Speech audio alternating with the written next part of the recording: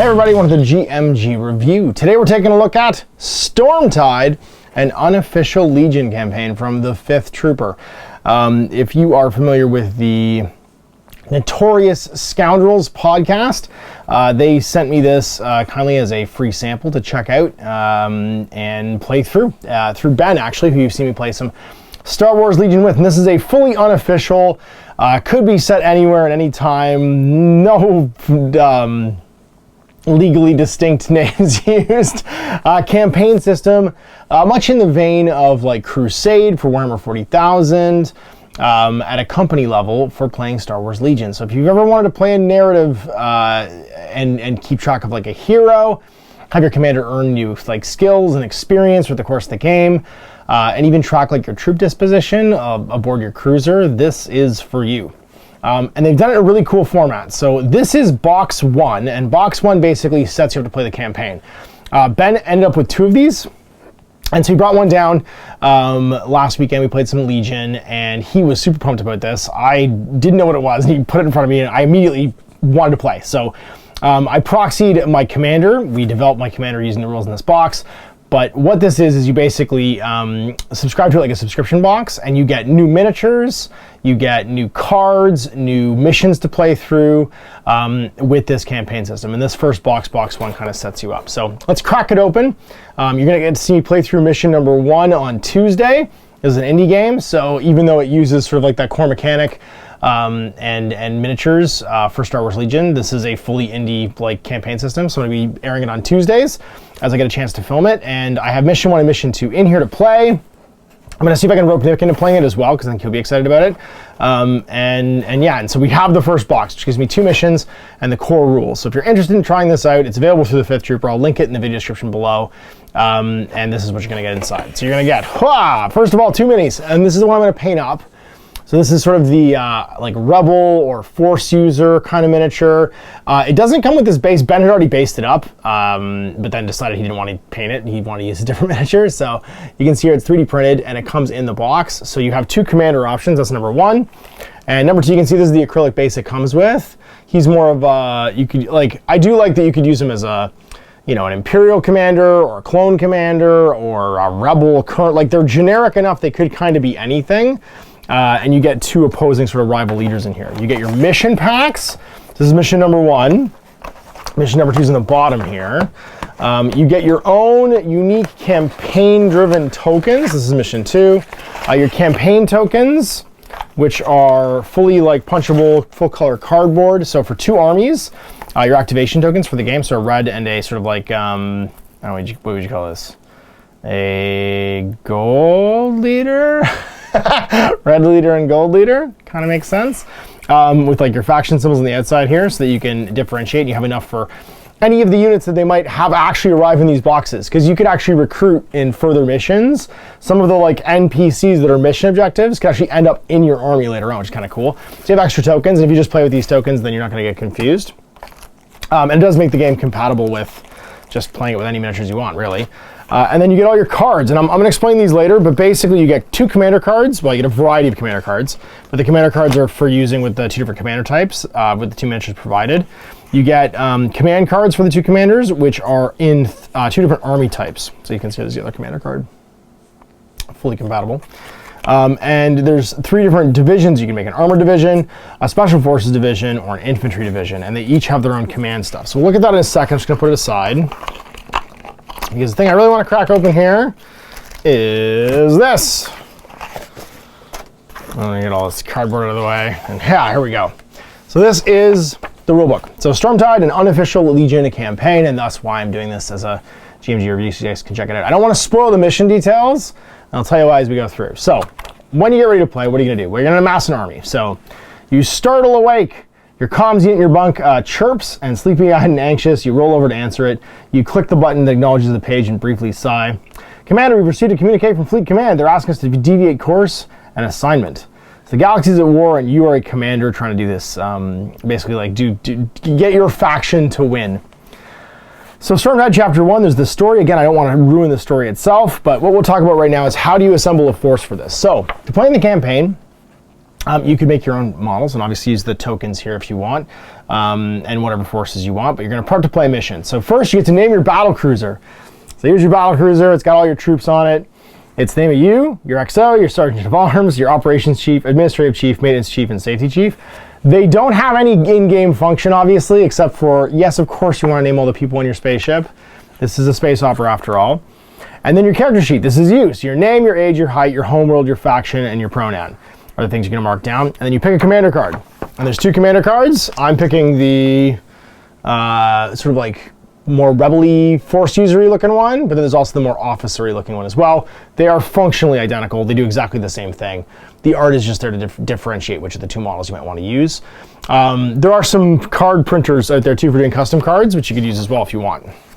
Then you pick your skill tree. So there are 3 different types of commander you could be. And when you create your commander, you're going to pick which skill tree you're going to follow throughout the course of the game. Everybody has a starting upgrade, a perk, and you cost 60 points. Every time you earn 5 victory points, you can spend them to unlock new slots, and you can see they chain. And then you go up in points, 5 points every time you get more expensive, basically. So it's cool. It's a really simple campaign system. VPs in game is experience for your hero, because obviously you're the commander, and you get more expensive as you unlock stuff. Dead easy, dead simple to keep track of. Uses a very cool, easy to see sort of Skyrim-y skill tree here to earn stuff. So if you're a commander, for instance, you have a command slot, so you have an additional command card you can take as a quick one upgrade. And then as you level up, you could gain Inspire 1 as your first one, remove additional suppression tokens. Gain direct core troops, so you can issue an order to core troop. Gain contingencies, gain exemplar. Gain action, spotter 2, gain scout 1, gain scouting party. Gain action, take cover 2, gain a command slot, gain authoritative. So you can fill this out completely, and by the end of it, you've got 1, 2, 3, 4, 5, 6, 7, 8, 9, 10. You're worth an additional 50 points, or 110 point character. Special ops, you gain training slot, and then you can get tactical 1, nimble and infiltrate. Sharpshooter 1 is your core thing. Quick thinking, low profile, and marksman. And then uncanny luck, steady, and arsenal 2. So even when you're developing your character, they can develop into different kinds of characters as you sort of like follow the tree. And then powers, you can gain a power slot, so you can use a force power. And then gain deflect, gain action, jump 1, gain charge, gain target 1. Gain a power slot, gain guardian 1, gain defend 1. Gain master of powers 1, gain power slot, gain disengage. So you get like a whole bunch of different like powers that you can tree through and become more and more powerful.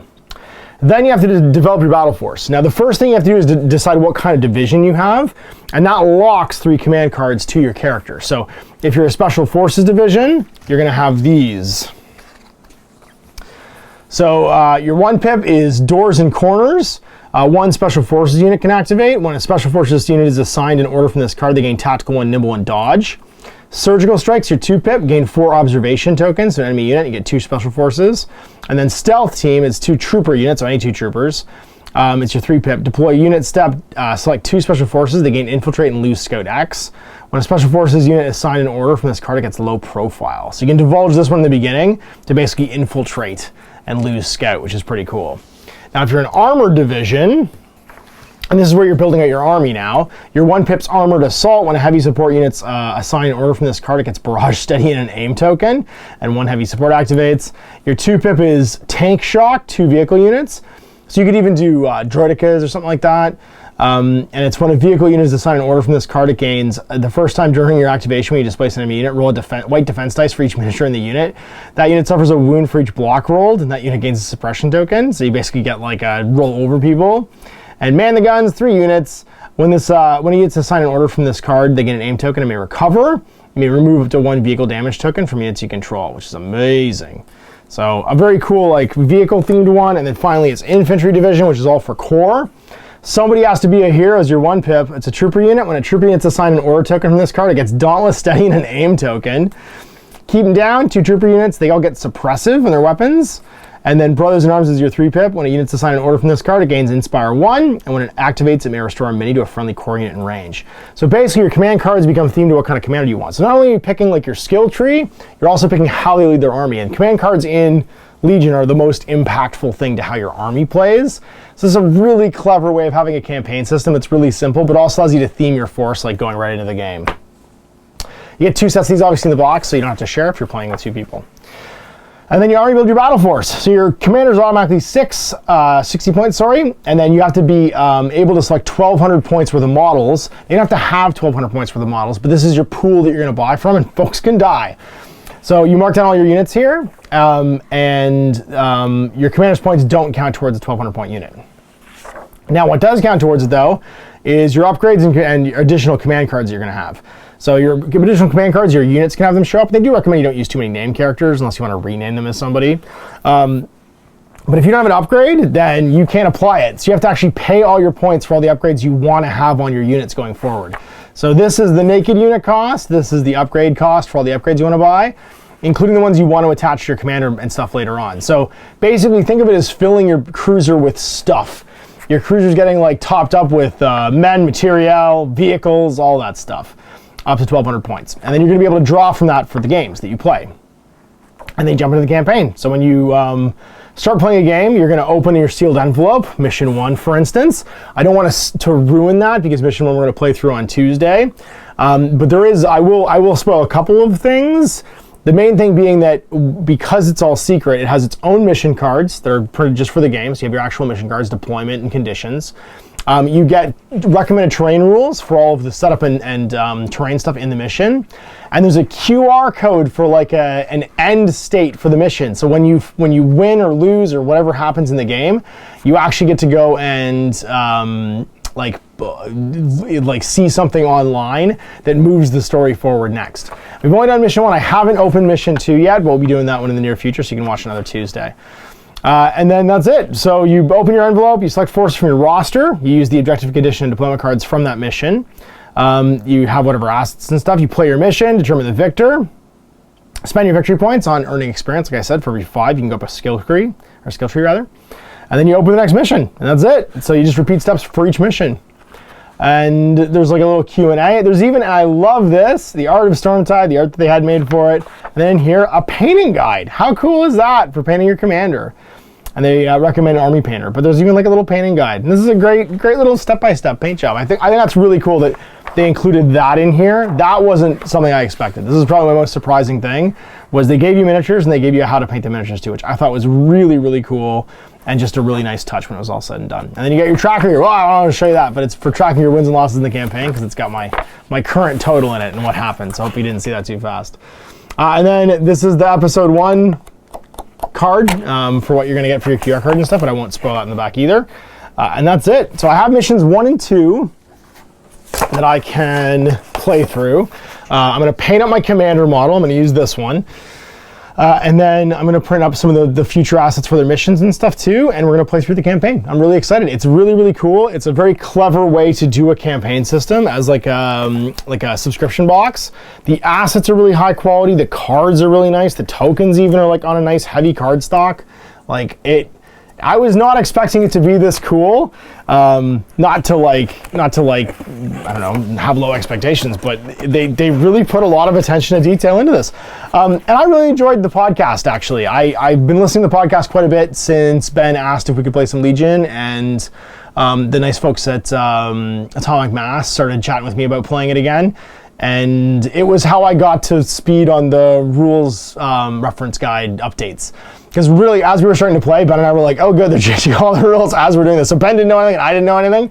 And I was listening through their like overview, their like download of the RRG changes, so that I could kind of absorb the little bit I did know, what had changed and what I should know, and like how I should try and build like my starter set and go forward with my my Republic army and stuff too. So I'm pumped. Big thanks to the folks at the 5th Trooper for sending this along, and Ben for bringing it down so we can check it out and play a game. You'll see the first game on Tuesday.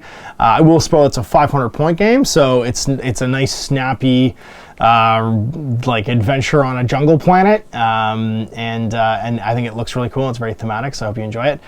Big thanks for watching, and we'll see you for the GMG review in the future. Till then, I'm Ash. Operating. Hey there, I hope you enjoyed that video. There are tons of other games already recorded for you to watch. Click over to my channel page if you haven't already, and have a look through the dozens of playlists full of videos. I guarantee you'll discover a game you haven't seen played before. I put out new videos 7 days a week, and every day is themed to a different genre as I continue to explore the wider world of gaming. Of course, none of that's possible without you, the viewer, so click a like and subscribe if you'd like to stay on top of what's happening here daily. My 2 kids and I are massively grateful to be able to have the flexibility of this job so I can always maximize my time with them. If you want to support me continuing to put out this content, it's only possible because of my amazing backers on Patreon who support the studio, equipment, and model cost, as well as being how I make the bulk of my living. You can also help out by buying a t-shirt through Spreadshirt, a measuring gauge or widget from Death Ray Designs, or buying one of my games and supplements like Last Days, Gamma Wolves, and Blaster. As a way of showing my appreciation, patrons get early access to new games and supplements that I write throughout the course of the year. Huge thanks for watching, it really does help out, and happy gaming.